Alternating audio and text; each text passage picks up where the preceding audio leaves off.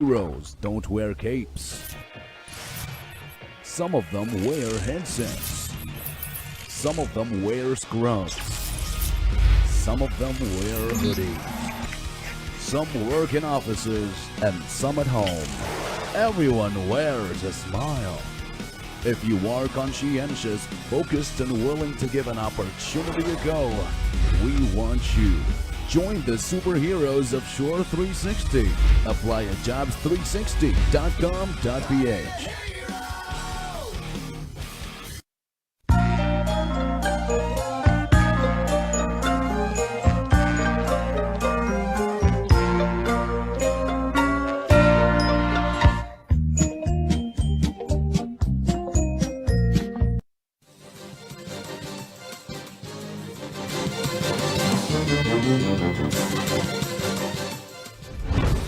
Narito na ang malalaking balitang Central Luzon ngayong araw. Mayor EDSA, wala pa raw iniendorsong mayoral candidate sa siyudad San Fernando. 535 milyong pisong kontrata para sa transportasyon ng election equipment na i-award sa kumpanyang hinihinalang may kaugnayan umano kay PRRD. Gosu o tradisyonal na harana sa patay, hindi muna naisagawa ng ilang Fernandino. At docufilm, tampok ang mga bata mula Zambales, wagi sa International Film Festival sa Malaysia.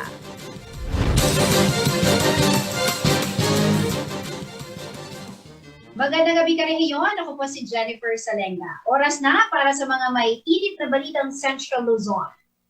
Nilinaw ni City of San Fernando Mayor Edwin Santiago na wala pa itong iniendorsong politiko na hahalili sa kanya bilang alkalde ng Luzon. Ay kay Santiago, mas mainam na sa taong bayan doon manggaling ang panawagan ng pag-iendorso para sa susunod na eleksyon. May detalye ng balitang yan si Paulo G. Santos.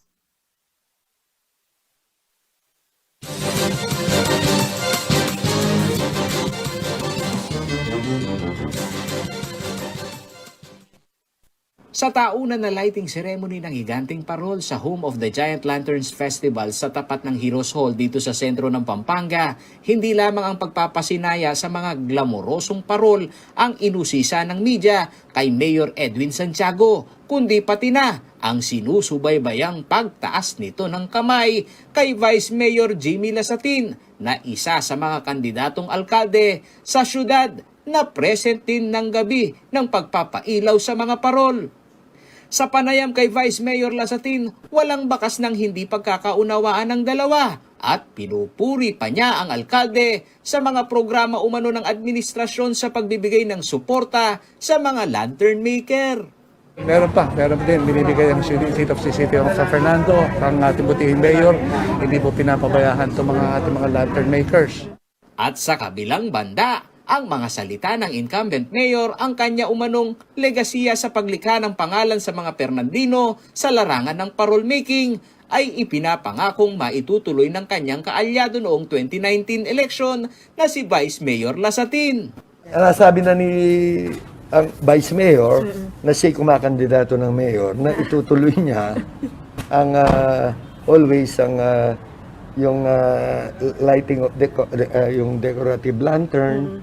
So, tuloy-tuloy yan. At ang Giant Lantern Festival at saka ang industriya ng parol bilang sumisimbolo sa atin bilang Fernandino at parte ng ating paniniwala at kultura ang parol. Kaya ang vision natin is always the home of the Giant Lantern. Pero sa kabila nito, sinabi ni Santiago na hindi pa ito ang panahon para magbigay ng endorsement sa matagal ng kaalyado.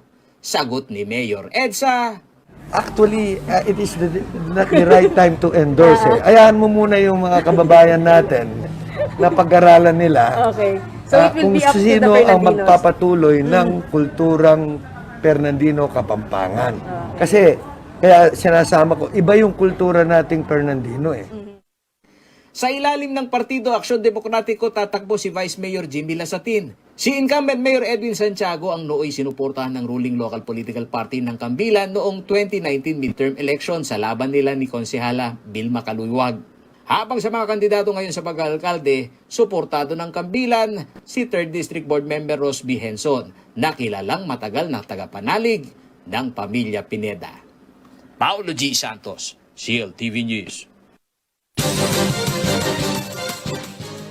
Pirmado na ni Comelec Chairperson Sharif Abbas ang nasa higit kalahating bilyong piso na service contract para sa deployment ng election equipment, peripherals, forms, supplies at paraphernalia sa buong bansa para sa halalan sa susunod na taon. Ito ay nabigay sa kumpanyang F2 Logistics Philippines Incorporated na hinihinalang may kaugnayan sa pamilya ni Dennis Uy, ang isa po sa campaign financer ng Pangulong Rodrigo Duterte noong 2016 elections. Una ni Atty. Christian Monsod, kung magkataon na hindi malayong kaanak ito ng kaibigan ng Pangulo, hindi po mawawala ang agam-agam ng mga Pilipino sa pagkakaroon ng patas na halalan.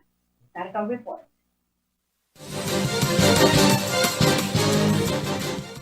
Sarado na nitong October 29, 2021 ang nasa higit kalahating bilyong piso na service contract ng Commission on Election at ng kumpanyang F2 Logistics Philippines Incorporated para sa transportasyon o deployment ng mga election equipment, peripherals, form supplies and paraphernalia para sa halalan 2022. Ang Cordillera Administrative Region, Northern Luzon at Central Luzon ang may pinakamaliit na pondo na nasa 106 million pesos ang naka-itemize na logistic cost.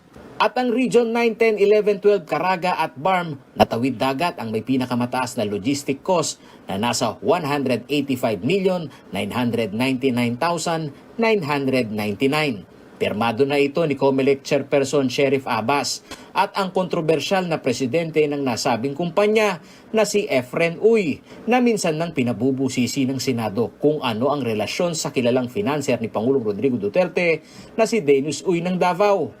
Ayon sa dating chairperson ng poll body na si Atty. Christian Monsod, hindi pa nabigyan ng linaw ni Comelec Chair Abbas ang relasyon ni Efren Uy sa kilalang kaibigang negosyante ng Pangulong Rodrigo Duterte.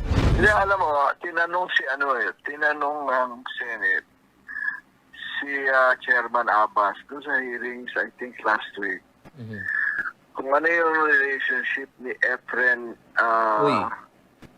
Uy with Dennis Uy. Ang sagot ni Chairman Abbas, they are not brothers. So tinanong siya, may relationship pa. Pwedeng cousin o when, diba, sabi doon ni Abbas, we will look into that. Tapos parang hanggang ngayon wala pang sagot. Vulnerable umano sa election fraud ang transportasyon na maaaring maging sanhi ng delay ng halalan sa 2022 ayon kay Monsod. So, yun ang merong konting risk na somewhere along the way baka mapalitan yun. Yung ballot box na mga yun, di ba? So, yun ang pwede natin risk. pwede na I think, hello? Opo, pwede Ang pwede sa akin, either you ask the senators, si Ontiveros o si Dizilon, to ask the Comelec or media itself, say, narinig po namin, ito yung sinabi nyo sa Senate, meron pa kayong update dun sa examining yung finding out if there's any relationship. Then there is going to be a valid for an interview kasi nakapitin pa yung information eh. Totoo, opo. Pero doon nga ho sa binabanggit nyo kanina, sakali lang, no, hindi naman yung parang minamasama na natin. Meron bang risk for fraud sakali? Always. Well, substitution or delay, let's say na yung known to be bailiwicks of opposition, pwedeng i-delay, that's for good reason, whatever, hindi dumating na on time, o hindi ba gano'n. Tsaka yung mga transporting, kasi yung mga, babalik din naman yung mga ballot boxes sa mga munisipyo. Sinabi ni Monsod na kahit lowest bidder ang F2 Logistics Philippines Incorporated ay maiging malaman ng taong bayan kung ano ang relasyon ng may-ari nito sa kilalang kaibigan ng Pangulo upang mapawi naman ang pagdududa sa integridad ng halalan. Noong 2019 midterm election, sinabi ni Monsod na hindi lamang umano sa iisang kumpanya ng logistic na ibigay ang transportasyon ng mga kagamitan ng halalan, kaya maiging mabusisi ito. Samantala, bukod pa sa usapin ng logistics, Nagkakaisa ang grupo ni Munsod at ng Ateneo School of Government na maiging mapagbantay sa appointment ng 3 mababakating posisyon sa COMELEC sa darating na buwan ng Pebrero 2022. So, I just want to join the earlier comments by our colleagues that we do need to encourage independent appointments for COMELEC, which is another factor to consider. 3 commissioners are retiring in February 2022. Game changer umano ito sa conduct of election na kailangang maging mapagbantay ang taong bayan, lalo na sa proseso na mailusot ang mga ito sa Commission on Appointments sa Senado. Paolo G. Santos, CLTV News. Sa pagbabalik ng CLTV News, COVID-19 Response Program at Economic Recovery Plan, sentro ng SOCA ni Mayor Christy Angeles. At peace and order at internal cleansing prioridad daw ng bagong police chief ng Central Luzon. Manatiling nakatutok para sa iba pang mga naunang balita ngayong araw.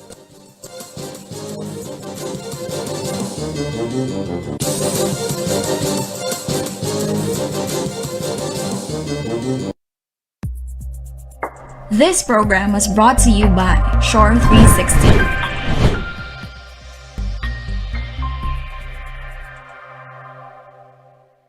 Sa haba po ng traffic sa EDSA, pabayaan ko po na umihit. Madalas po nakakaranas ako ng pananakit ng aking bewang. Ang findings po sa akin ay nagkaroon po ako ng kidney stone. Dahil sa kidney care, ang problema ko sa kidney ko, solved na. Kayang-kaya ng kidney care. Ang kidney care, hindi gamot, hindi dapat gamitin panggamot sa anumang uri ng sakit.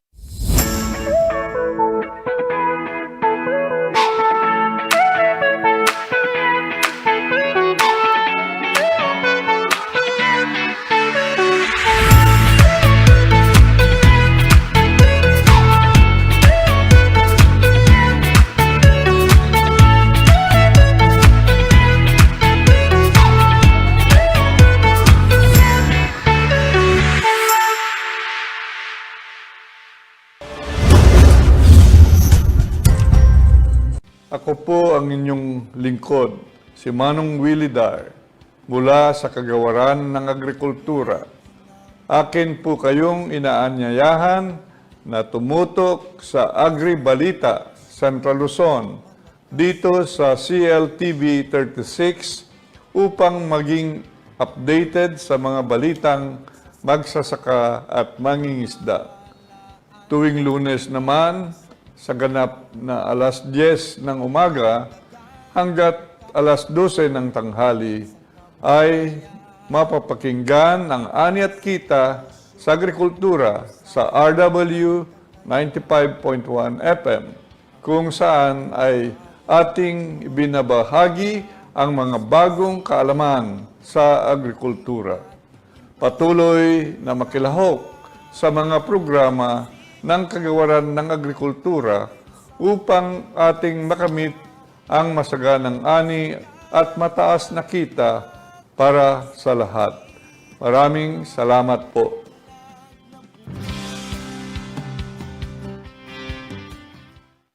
Pinagkakatiwala ang puwersa sa lokal na pagbabalita. Kabalikat sa serbisyo publiko, kakampi ng mamamayan ng Central Luzon. Ito ang CLTV News and Current Affairs.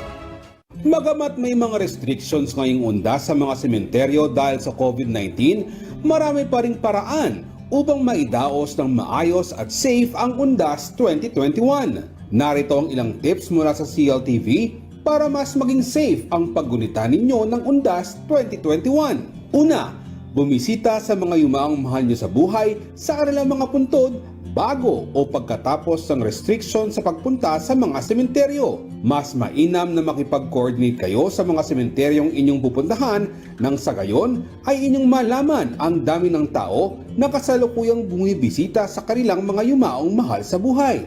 Pangalawa, maaari rin naman ninyong ipagsindi ng kandila at mag-ari ng dasal sa mga mahal ninyo sa buhay mula sa inyong mga sariling tahanan. Siguraduhin lamang na ang mga kandila ay nasa ligtas na lugar para makaiwas sa anumang aberya. Pangatlo, kung kayo naman ay pupunta sa mga sementeryo bago o pagkatapos ng nasabing restrictions, siguraduhin susunod sa mga safety protocol para makaiwas sa COVID-19. Kung maaari ay huwag nang magsama ng mga bata at ugaliing panatilihing nakasuot ang mga face masks at face shields habang nasa pampublikong lugar. Maging maingat sa paggunita sa mga yumaong mahal sa buhay ngayong undas. Ang paalalang ito ay hatid sa inyo ng CLTV.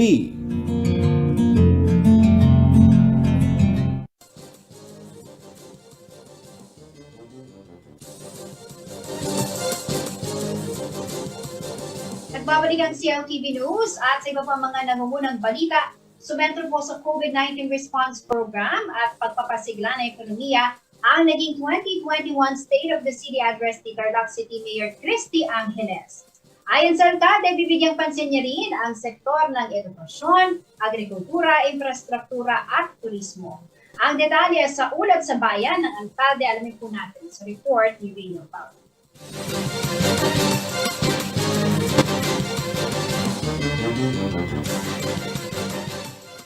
Naging sentro ng 2021 State of the City Address ni Tarlac City Mayor Christy Angeles ang COVID-19 Response Program at Economic Recovery Plan para sa lungsod. Kabilang dito ang vaccine rollout na siyang nakikitang susi ng mga eksperto para mawakasan ang pandemya. Ayon sa alkalde, may kakayanan ng syudad na makapagbakuna ng 4,000 Tarlakenyo kada araw. 25% o 79,423 ang fully vaccinated sa Tarlac City. Kasama rin po rito ang 554 persons deprived of liberty o PDL sa ating city jail na nabakunahan noong October 16. Pinagmalaki rin ni Angeles ang Aksyon Anghel 24/7 tulong para sa kanyang mga kababayan. Well-trained umano ang mga barangay health worker ng syudad mula sa tamang pag-isolate hanggang sa pagbiyahe ng mga suspected at confirmed COVID patients. Sinisikap po nating mabakunahan ang lahat ng nakarehistro. Konting tiis lamang po at kapag dumating na po ang mas maraming vaccines ay tiyak na mababakunahan po kayong lahat. No one is safe until we achieve herd immunity. Isa rin sa naging highlight ng SOCA ni Angeles ay ang pagbangon ng Tarlac City mula sa bingit ng bankruptcy noong datnan niya ito noong 2016. Sa nasabing taon, nasa negative 103 million pesos ang cash position ng syudad. Dinatnan ko po ang kaban ng lungsod na may negative 103 million pesos na cash position. Isipin na lang po ninyo kung nangyari ang pandemya noong mga panahong bangkarote ang city government, kalunos-lunos po siguro ang kinahantungan nating mga mamamayan ng Tarlac City. Matapos ang 6 na buwan, nagawang 106 million pesos ni Angeles ang cash savings ng lungsod. 2017 nadagdagan pa ito ng 236.4 million pesos. 207.5 million pesos noong 2018, 204.9 million pesos noong 2019 at 267.1 million noong 2020. Nagkaroon din umano ng sapat na pondo sa bangko ang Tarlac City na kanilang nagamit nang magsimulang manalasa ang COVID-19 pandemic. 2016 nang umabot sa 298.9 million pesos ang kanilang bank savings. 710.1 million pesos noong 2017, 890.3 million pesos noong 2018, 737.6 million noong 2019 at 830.7 million noong 2020. Kahit padapa ang ekonomiya, patuloy raw ang daloy ng negosyo sa Tarlac City. Taong 2020 na magkaroon ng 957 new businesses sa lungsod at 5,526 renewal ng mga existing na negosyo. Simula naman January to September 2021, 994 na bagong negosyo ang naitayo sa Tarlac City, habang 5,567 ang nag-renew ng kanilang business permits. Upang matulungang makabangon ng ating mga negosyanteng lubhang na apektuhan ng pandemic, ipinagpaliban po natin o sinuspindi po natin ang paniningil ng mga local taxes at winave ang anumang penalty at charges incurred nila from mula March hanggang June 25, 2020. Kaya naman ang tax collection ng lungsod simula Enero hanggang Oktubre ngayong taon umabot sa 440.3 million pesos. Samantala, ayon pa kay Angeles, magkakaroon din ng pagpapalakas sa sektor ng edukasyon, agrikultura, pabahay, kalikasan, turismo at infrastruktura. Rainiel Pawid, CLTV News. Isang bagong general ang uupo at hahawak ng pinakamataas sa posisyon ng kapulisan dito po sa gitnang Luzon. Peace and order at paghuli sa mga pulis scalawags daw ang ilan sa kanyang mga pangunahing tututukan. Ang newly appointed director ng PNP Central Luzon, kilalanin sa report ni Rainiel Pau.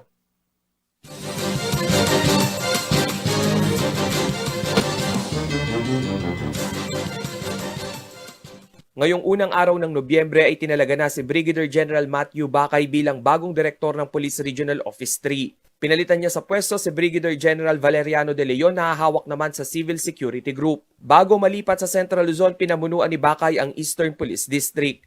Ayon sa bagong upong direktor, titiyakin niyang magiging malinis ang hanay ng pulisya sa rehiyon.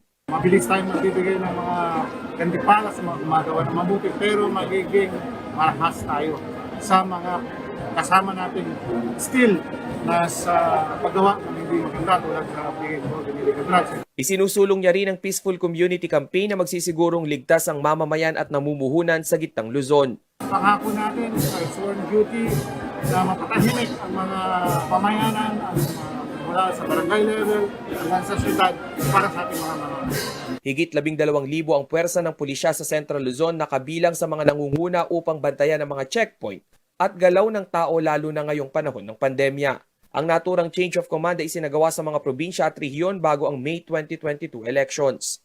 Rainiel Pawid, CLTV News.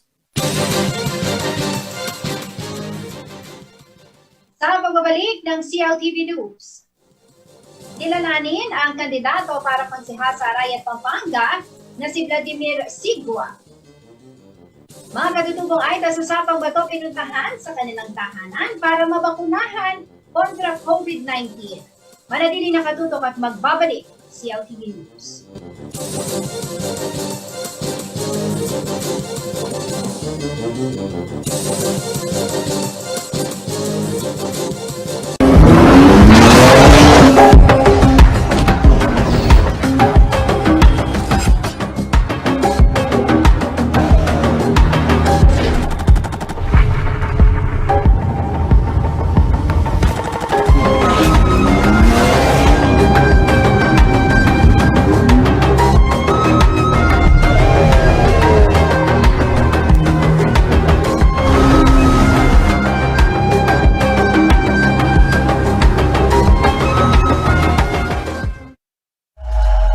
Our superheroes don't wear capes. Some of them wear headsets. Some of them wear scrubs. Some of them wear hoodies.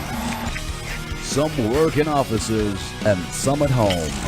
Everyone wears a smile. If you are conscientious, focused, and willing to give an opportunity a go, we want you. Join the superheroes of Shore 360. Apply at jobs360.com.ph. Reliable auto service brought closer to you at the Clark Freeport Zone. Laos Auto Services, your professional multi-brand service center, is right in your midst. It offers general jobs for repair and maintenance, body paint and detailing, collision repair and body works. Laos Auto Services at Clark Freeport is backed up by highly trained technicians, specialists in auto paint, detailing, body works and collision repair. Laos Auto Services, your professional multi-brand service center. Open Monday to Saturday from 8:30 a.m. Located along Manuel A. Rojas Highway, Clark Freeport Zone. For inquiries, contact 045-499-8080 or 0908-819-8080. Ang wasto at regular na paghuhugas ng kamay ay ang pinakamabisang paraan para makaiwas sa COVID-19. Sundin lamang ang mga simpleng hakbang. Hugasan ang inyong mga kamay gamit ang sabon at tubig. Kuskusin mabuti ang inyong mga kamay. Magsimula sa palad hanggang sa pagitan ng mga daliri at likod ng kamay. Gawin ito sa loob ng 20 segundo. Panlawang mabuti ang inyong mga kamay at patuyuin ito gamit ang malinis na tuwalya. Laging tandaan, ang tubig ay sandata laban sa COVID-19. Ugaliing maghugas ng kamay sa wastong pamamaraan. Ang paalalang ito ay hatid sa inyo ng Prime Water.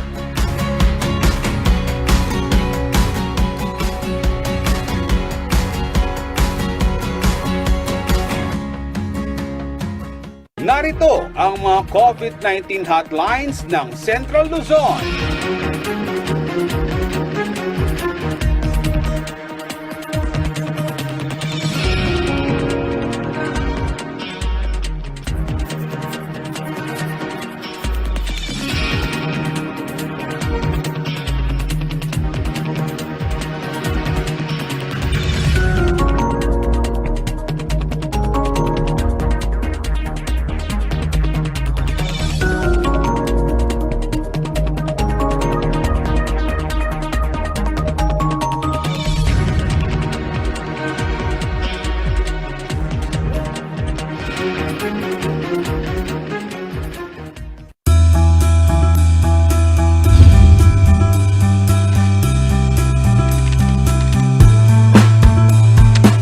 Inspirational success stories of business leaders and entrepreneurs. Live and love local as we discover and promote local businesses in the region. Out with business as usual, in with business unusual. Join me, Colette Hanson Nizon, every Wednesday, 7 p.m. only here on CLTV.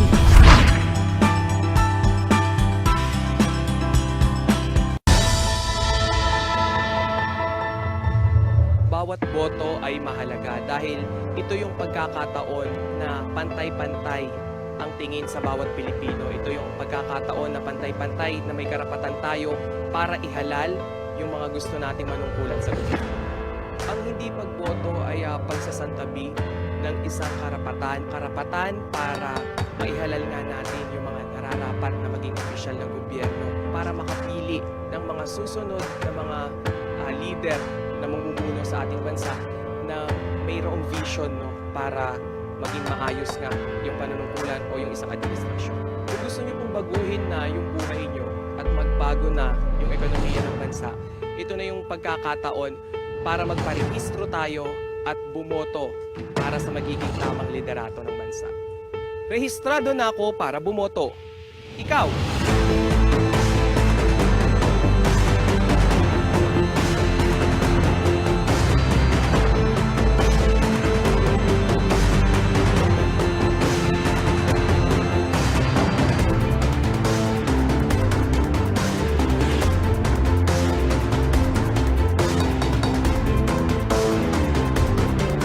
Magandang araw, Maya Payaldo. Naimbag nga aldaw mga Tarlakenyo. Mapapanood ang Central Luzon TV36 sa Tarlac sa pamamagitan ng ating cable partners. Concepcion Pay TV Network Incorporated Analog Channel 66. High-Tech Cable TV Incorporated Analog Channel 75 at Digital Channel 71. Leal Cable TV Network Incorporated Analog Channel 36. Central Luzon Cable Television Network Analog Channel 66.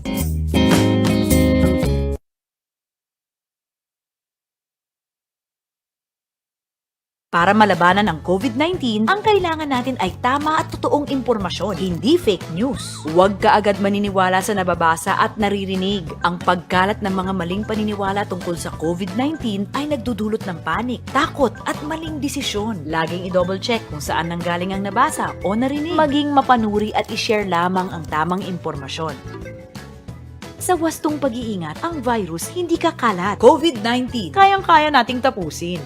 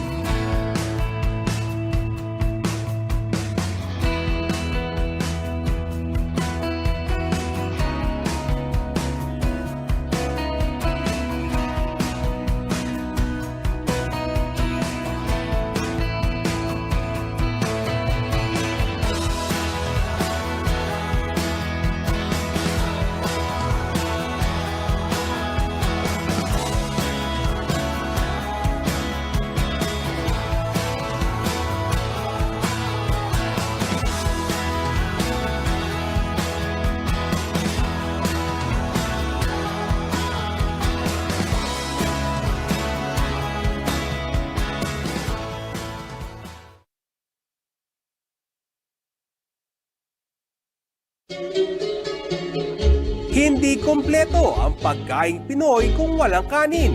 Sa katunayan, 70% ng populasyon sa Pilipinas, kanin ang pangunahing kinakain.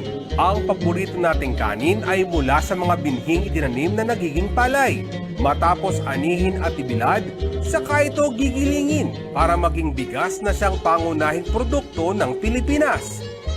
At kung bigas ang pag-uusapan, number 1 ang Nueva Ecija sa gitnang Luzon. Ang Nueva Ecija ay tinaguriang Rice Granary of the Philippines dahil bigas ang pangunahing produkto rito. Agrikultura ang pinakamalaking industriya sa lalawigan at dahil mayaman ang lupa at maganda ang klima, mabilis makapag-ani ng palay at iba pang mga pananim gaya ng mais at sibuyas na kilala ring produkto ng Nueva Ecija. Sa makatuwid, ang Nueva Ecija, maging ang kabuuan ng Gitnang Luzon ay talaga namang nangunguna pagdating sa rice production dahil binubuo nito ang higit sa 20% ng kabuuang produksyon ng bigas sa bansa. Talagang hindi pwedeng mawala sa hapagkainan ang kanin dahil bahagi na ito ng pagkain Pinoy. Agahan man yan, tanghalian o hapunan. Kaya laging tandaan, ang bigas ay salamin ng kasipagan ng mga magsasaka ng Nueva Ecija. At bawat butil ng palay, mahalaga. Nueva Ecija, Rice Granary of the Philippines, only in Central Luzon.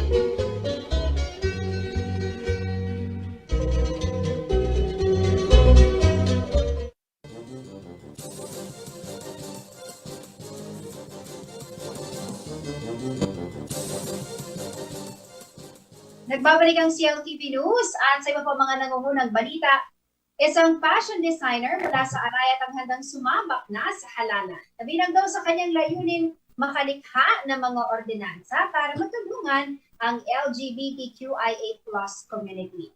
Ano nga ba ang kanyang mga programa? Bakit siya dapat ihalal ng mga taga-Arayat? Para sagutin yan, makakasama po natin si Vladimir Vladisigwa, Councilor Aspirant mula po sa Arayat, Pampanga. Magandang gabi po sa inyo. Welcome po sa CLTV News, Sir Vladimir. Hello, magandang gabi po at salamat sa inyong invitasyon. Yes, Sir Vladi, kayo po ay kilala no? Sa larangan po ng fashion. Ano? Isa po sa ipinagmamalaking talento ng lalawigan ng Pampanga, particularly ang Arayat, Pampanga. Ito pong papasukan ninyo ay bagong-bago, no? Ito pong inyo pong plano na maging konsihal, no, ng Arayat, Pampanga. Pwede niyo po bang ikwento sa amin kung ano po ba ang nag-udyok po sa inyo na pasukin ang larangan ng politika? Mahirap magdesisyon. Mahirap pasukin ang bagay na ito, pero siguro dahil nakita ko sa pandemya mula nakaraang taon pagdating ko galing London. After ng London Fashion Week 2019, then umuwi na ako ng Pilipinas, then na-lockdown na ako. Hopefully dapat meron akong show sa Sweden. Pero nakita ko, ng dalawang mata ko, nakita ko yung mga tao na naghihikaw sa buhay and nakadagdag pa dito yung kahirapan dahil sa pandemya. At tuloy-tuloy ang pandemya hanggang sa kasalukuyan. Siguro sa kakayahan ko at nangangarap ako para sa bayan ng Arayat, hindi lang para sa sarili ko, para sa mga pamilya ko, sa mga LGBT only. Nakita ko yung mga hinaing ng mga taong nangangailangan ng tulong.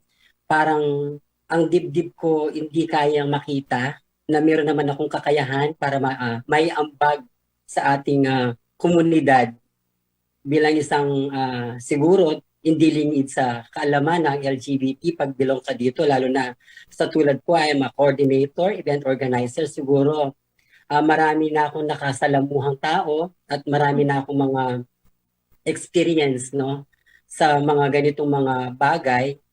Nakita ko na kailangan siguro isa ako sa biktima actually ng ng COVID-19. September 1 until September 28, nag-severe ako. Sabi ko sa Panginoon,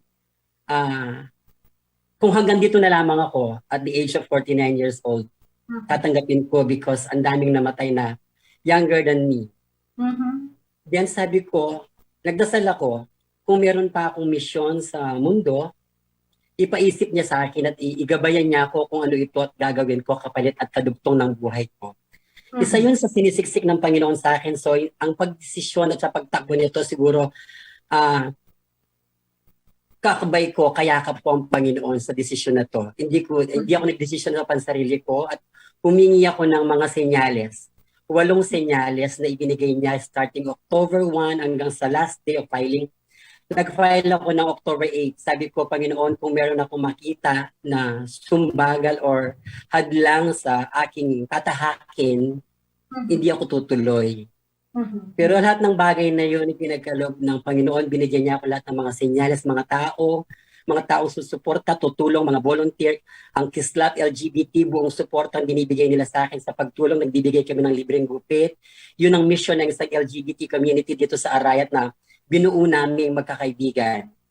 At ito ay matatag at pinatatag pa na ang aming mga relasyon. Siguro sa lahat ng gagawin kong hakbang patungo sa kagandahan at ikakaayos at ikakaganda ng Arayat, nasa likod ko ang mga LGBT na community, lalo na yung grupong Kislap. Lahat ng mga charity works na gagawin ko, voluntaryo silang tumutulong para makamit ko yung mga bagay na dapat. Sir Vladi, base po sa kwento ninyo, no, ang mukhang ang ganda ng takbo ng career nyo, no, when it comes to fashion industry, no. Kayo nga po ay nakakapunta pa, no, sa ibang bansa dito po sa industriya na kinabibinangan po ninyo. But was this a personal decision po or meron din mga tao sa paligid po ninyo ang nagpudyok sa inyo or somehow nag-influence sa inyo, nagsabi sa inyo na kailangan ang serbisyo ng isang Vladimir Sigua sa bayan ng Arayat? Nagbibigay siguro ng mga ideya dahil sa mga nakikita nila at mga lumalabas sa bibig ko, tsaka yung mga komento ko sa mga when it comes to kwentuhan, nasasabi nila na or nakikita nila siguro yung mga vision ko, mga idea ko na lumalabas sa bibig ko at mga kaibigan ko na bakit hindi ka tumakbo, bakit hindi natin itry.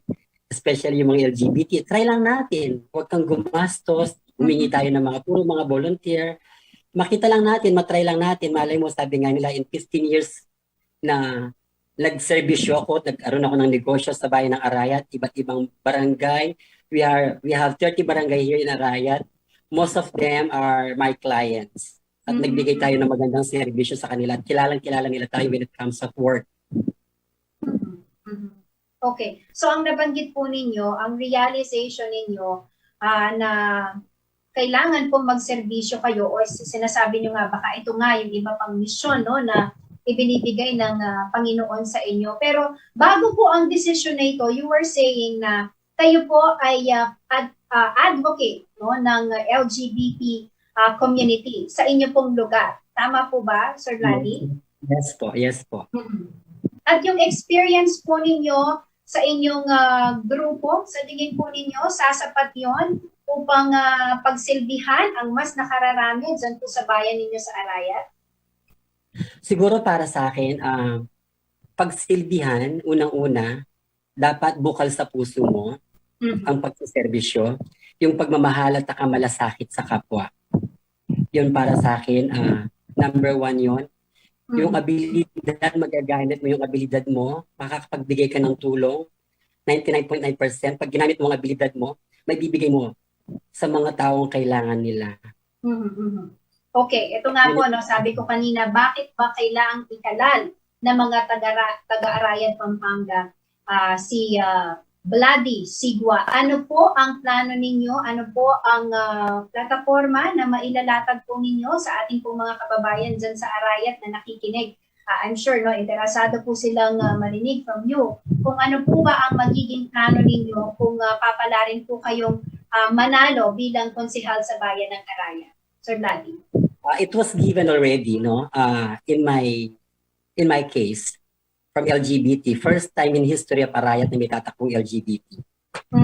Siguro, sabi ko nga, I organize and someday somehow, ang unang-una kong gagawin at unang-una kong plano, yung mawala yung stigma. Stigma sa Arayat na nakakatakot sa Arayat. Yun ang unang-unang ikinakalungkot ko. Pag mag-iimbita ka ng mga tao or mga kabataan from different towns ng Pampanga, sasabihin ng mga magulang nila, hindi pwede kasi gagabihin kayo, nakakatakot sa bayan ng Arayat. That stigma itself, nakakababa, hindi kami pwedeng tumingala, nakakababa ng tingin sa ibang mga karatig bayan. Siguro, ang naisip kong bagay doon, sabi ko nga, gumawa ng magandang event, gumawa ng isang mga, wala pa kaming festival. We don't have any festival in Arayat. So siguro dapat magkaroon ng magandang festival dito sa Arayat at pagandahin pa lalo ang Arayat National Park. At siguro para hindi matakot ang mga tao, ay mga ibang tao para pumunta dito, lagyan ng maraming ilaw ang kalye, gawing maliwanag at maglagay ng maraming outpost, mag-request ng maraming outpost, mga police post sa mga iba't ibang mga kanto ng mga madidilim na lugar, lalo na especially doon sa ang ganda ng aming National Park. The National Park itself, Arayat, pinagmamalaki namin. Kaso paano namin ipagmamalaki kung yung stigma hindi nawawala? That's the first thing siguro na madaling gawin, no? Yung stigma na yon, mag-imbita, mag-produce ng tourist spot, magandang tourist spot, mag-produce ng magagandang mga show, mga festival para dayuhin ng mga tao. Siguro pag nagkaroon ng connecting with that, pag marami ng mga turista, marami ng mga taong pupunta dito at marami ng mga tao at kailangan ng mga small businesses, mga tindahan, mga booth, mga souvenir item na pwedeng mabilhan. Wala pa kami sa Arayat ng souvenir item na from other places na pupunta dito, wala silang mabiling mga collections and souvenir like t-shirts, keychain, I love Mount Arayat, something like that. So, in a small things like that, siguro din may bibigay na natin, magkakaroon ng mga empleyado, madadagdagan ang employment ng ating mga kababayan, no? Tapos yung mga small businesses matutulungan natin. And at the same time, yung number one, yung stigma nga na pag kinukwento mo pa paano maipopromote ang Arayat, gaano kaganda, gaano kabait ng mga tao sa Arayat. Pero may kapalit pa dun yung nakakatakot. Yung nakakatakot. Nakakatakot pumunta sa bayan ng Arayat. Paano kaya maalis sa isip ng mga tao or ng karatig bayan namin na hindi nakakatakot dito sa bayan ng Arayat? It's a peaceful place, magandang lugar that you will never see from other town of Pampanga.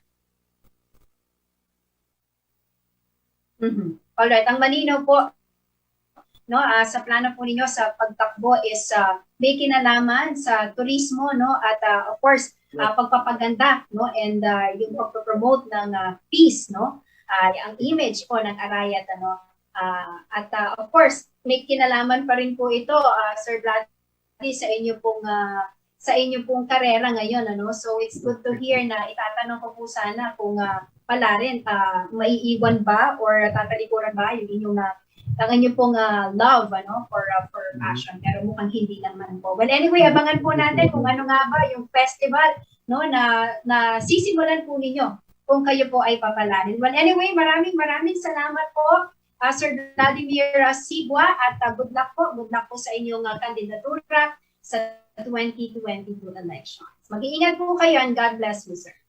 Maraming salamat po. Ayan, mga karehiyon, Councilor Aspirant po no, para sa Arayat, Pampanga, Sir Vladimir Sigua. Sa ibang balita po tayo, mga karehiyon, tinungo ng Ronda Bakuna Vaccination Team ang komunidad ng mga katutubong Aita sa Angeles City para mabigyan ng COVID-19 vaccine. Ayon po kay Mayor Carmelo Pogi Lazatin Jr., wala raw ang Helenyo ang dapat mapag-iwanan sa proteksyon laban sa pandemya. Narito ang report.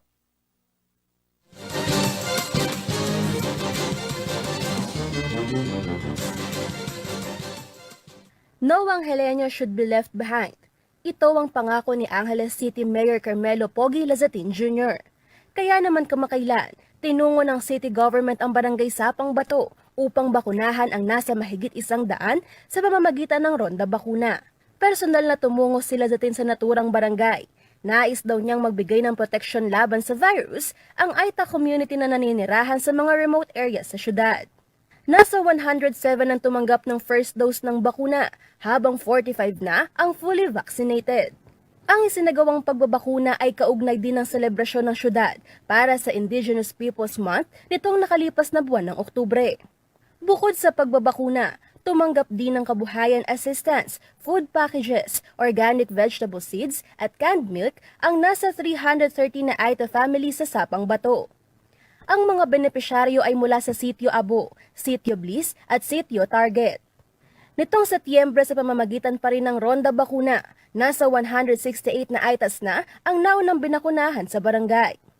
Samantala, simula sa November 5, kasama na rin sa babakunahan sa Angeles City ang mga edad 12 hanggang 17 taon batay sa atas ni Mayor Lazatin.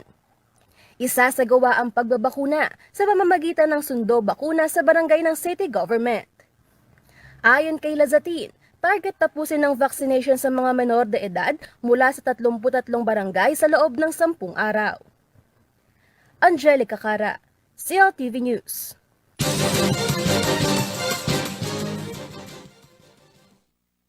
Sa pagbabalik ng CLTV News, goso o tradisyonal na harana sa Patay, hindi muna naisagawa ng ilang Fernandino. Docu-film tampok ang mga bata mula sa Zambales, wagi sa International Film Festival sa Malaysia. Manatiling nakatutok at magbabalik ang CLTV News.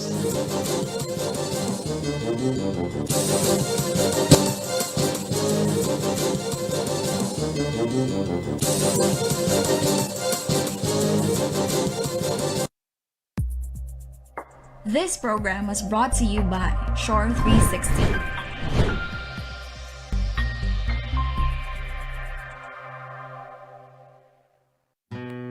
Sobrang pag-aalala ko nung nag-positive sa COVID-19 ang matagal ko ng kaibigan na si Mama Ten. Buti na lang, gumaling siya.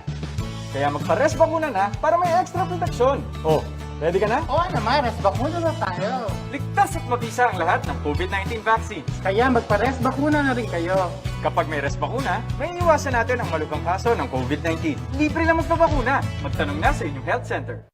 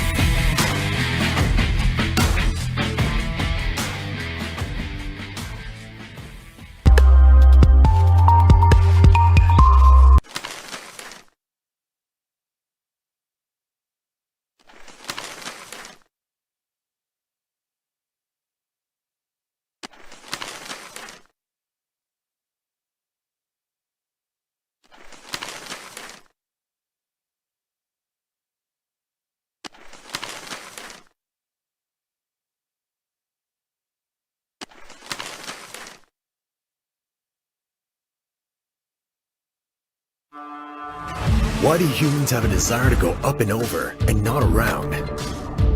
For some, it's not just about going against the tide, but also being over their doubts about the world and knowing that they can make it better. Truth is, we go up and over what's ahead of us so we can overcome the biggest obstacle, ourselves. New Ford Ranger FX4 Max. Live the Ranger life.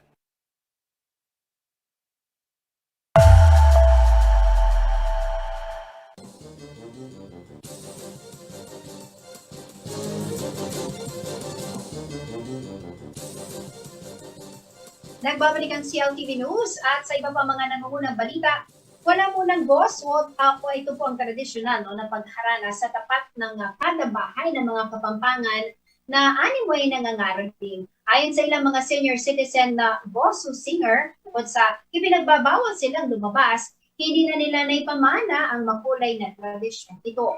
Mula sa lengguwahe at rhythm ng kanta, di na raw makasunod ang mga kabataan ngayon. Narito ang report.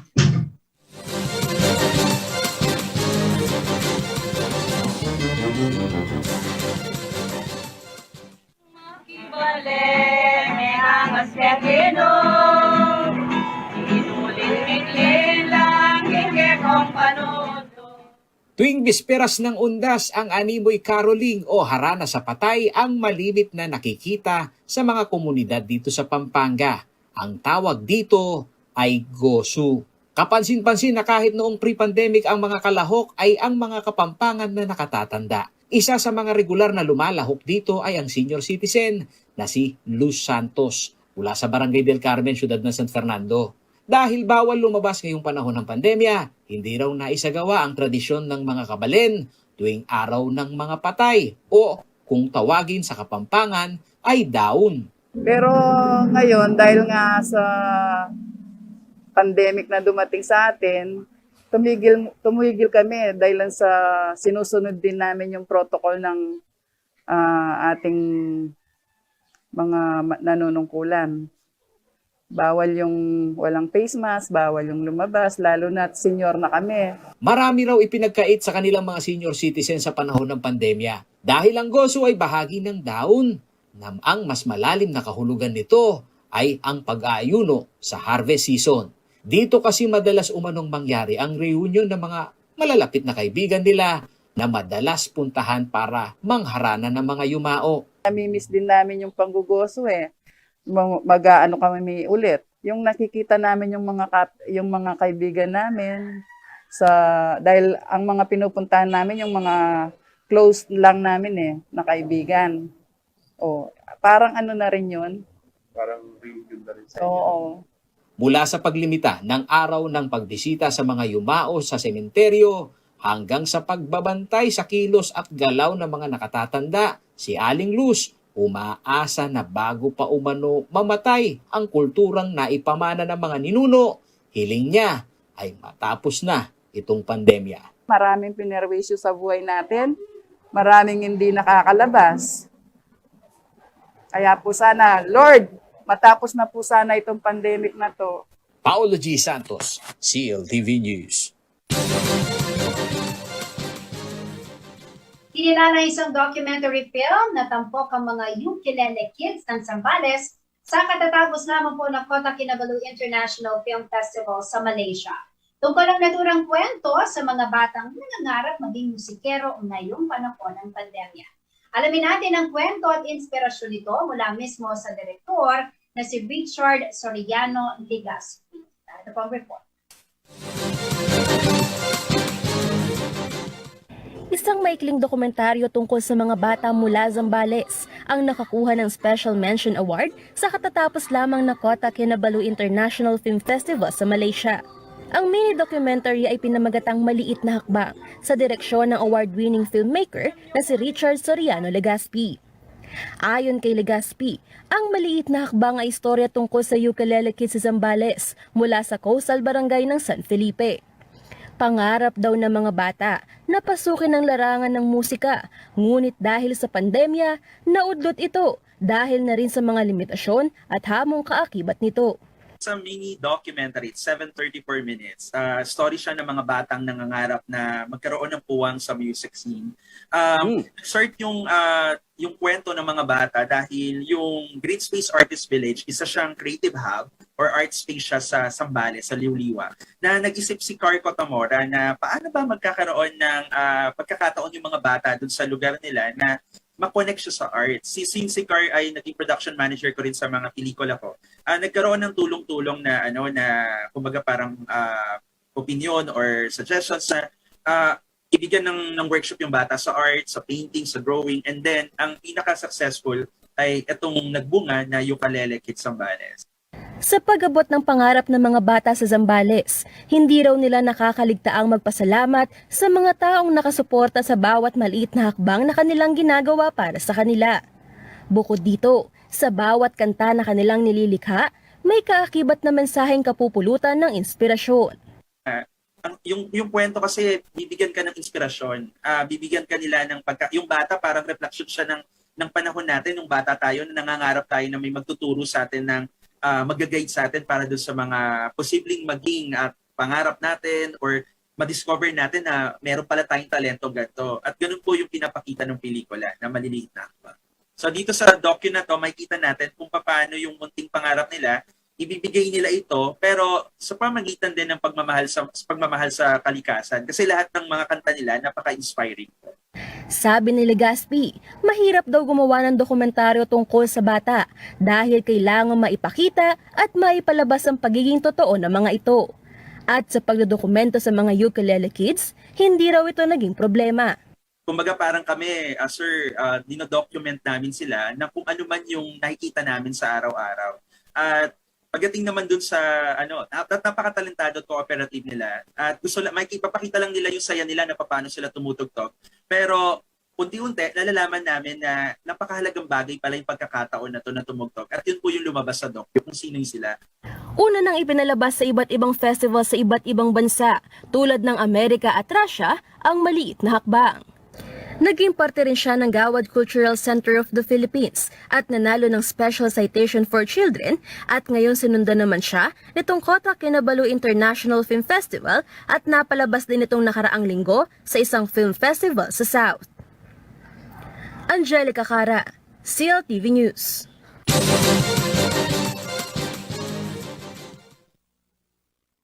Alamin naman po natin ang magiging lagay ng panahon bukas mula kay Ginoong Manny Esguerra, ang Chief Weather Forecaster ng Pag-asa Floor.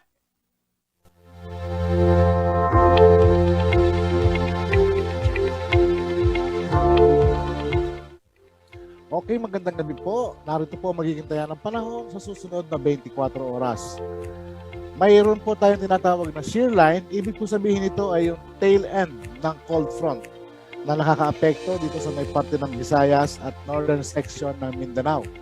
So ibig sabihin yan, bumaba na rin po yung hanging amihan at nagkaroon na po tayo ng cold front. So naapektuhan na po yung parte ng Visayas at yung northern section ng Mindanao. Samantala po ang buong Luzon ay naapektuhan na rin po ng northeast monsoon o hanging amihan. Ang Central Visayas po, Eastern Visayas, Caraga Region, Northern Mindanao, Zamboanga Peninsula at BARMM ay dyan po ang maulap ang papawiri na may inaasahan kong mga kalat-kalat ng mga pagulan, pagkidlat at pagkulog. Ito po ay dulot niya ng shear line o tinatawag nating tail end ng frontal system.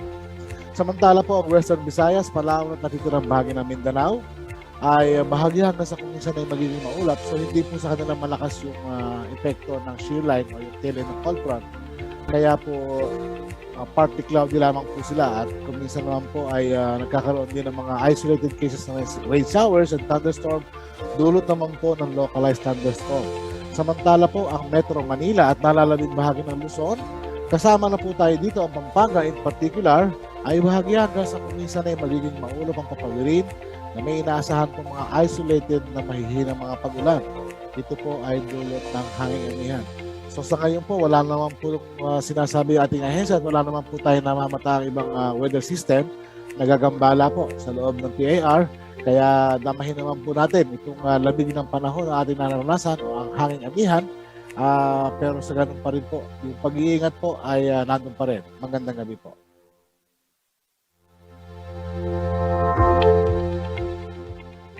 At yan ang mga balitang kakalap ng CLTV News. Para sa karagdagang detalye, maaari nyo i-follow ang aming social media pages, Facebook at CLTV36 Official at CLTV36 News, Twitter at CLTV36, Instagram at CLTV36 Official. Kung nais nyo balikan ang mga programa ng CLTV, pwede nyo pong bisitahin ang aming YouTube channel na CLTV36 Official at ang aming website www.cltv36.tv. Mapapanood din ang mga programa ng CLTV nationwide via Signal Channel 115 at sa ating 39 cable partners. Kasama po ang buong pwersa ng CLTV News and Current Affairs. Ako po si Jennifer Salenga. Maraming salamat mga karahingon. 54 days na lamang po at gusto na.